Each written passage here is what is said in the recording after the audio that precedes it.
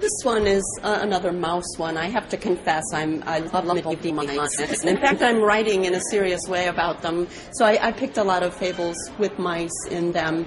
This is called The Mouse Takes a Wife.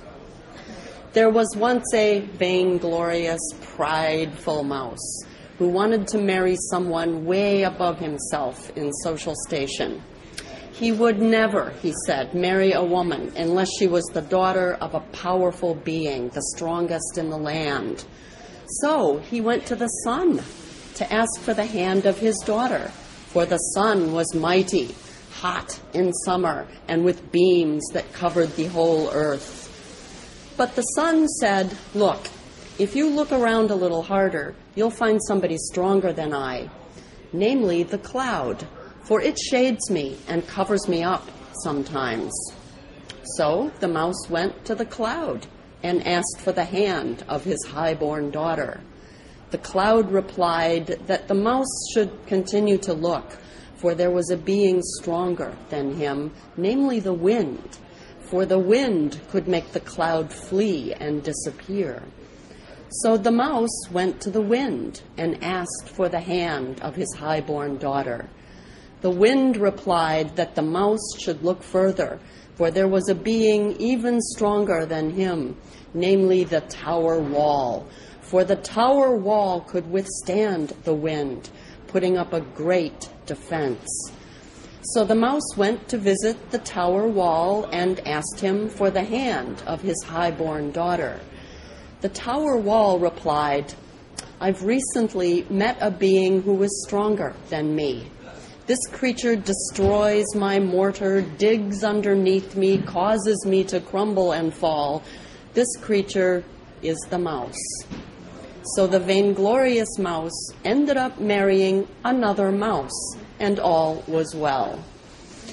This fable teaches us that we should not try to rise above our natures, and that we should not scorn our birthrights. Our most appropriate mates come right from our own social stations. Okay. All right, now we're going to read you a longer fable, and this one has many more artistic aspirations than the ones we've just read to you. We're going to read you the story of Chanticleer and the Fox. This is an English, actually Scottish version of the Cock and the Fox fable, written by Robert Henryson, who was a schoolmaster, lived between 1425 and 1500, lived in a little town up in Scotland, Dunfermline, not too far from Edinburgh. What Henryson does with this fable is he takes the bare bones of it and he kind of develops it. He develops it by making the figures in it genuine characters. They've got traits, they've got attitudes, they've got longer dialogue. It's almost a short story by the time he's done with it. We're going to kind of take parts. The main characters are, of course, the cock and the fox, but the hens in the barnyard get to play a fairly large role in Henryson's little fable here. And I think it might be worth talking about it for a bit when we're done. It's really interesting what he's done with this Latin fable. I've translated it from Scottish English into something modern so that you can get a sense of his poetry, but yet you can understand it too. So I'll begin here, Chanticleer and the Fox.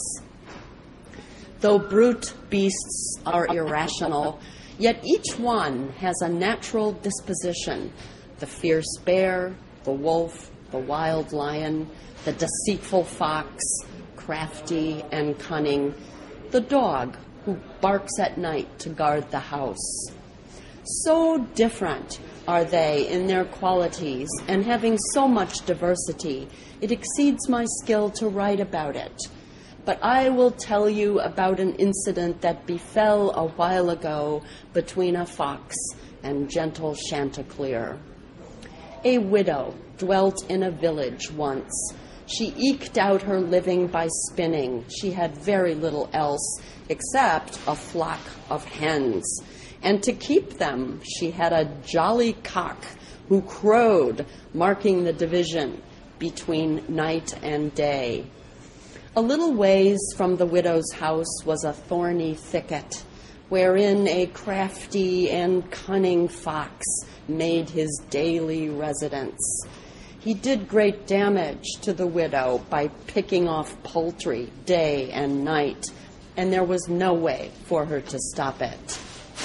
This wily fox at dawn came into the barnyard hungry, where Chanticleer had flown down from his roost. The fox saw him to consider the trickery and wiles that might help him beguile the cock.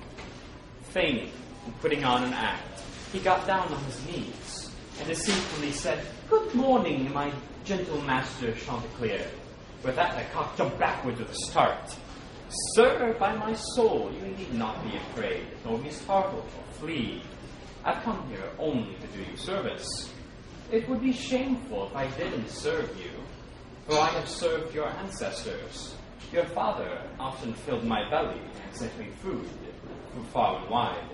And at his death, I held his head and gave him warm drink, till at the last the sweet man died in my arms." "Did you know my father?" asked the cock. And he laughed. "Yea, my fair son, I held his head as he was dying under a birch bough, and then I said the Dirige when he was dead. Why should there be tension between us? Whom should you trust but me, your servant, who did such great honor to your father? When I behold your feathers fair and gentle, your beak, your breast, your hackle, your comb, sir, by my soul and the blessed sacrament, my heart warms and I feel right at home.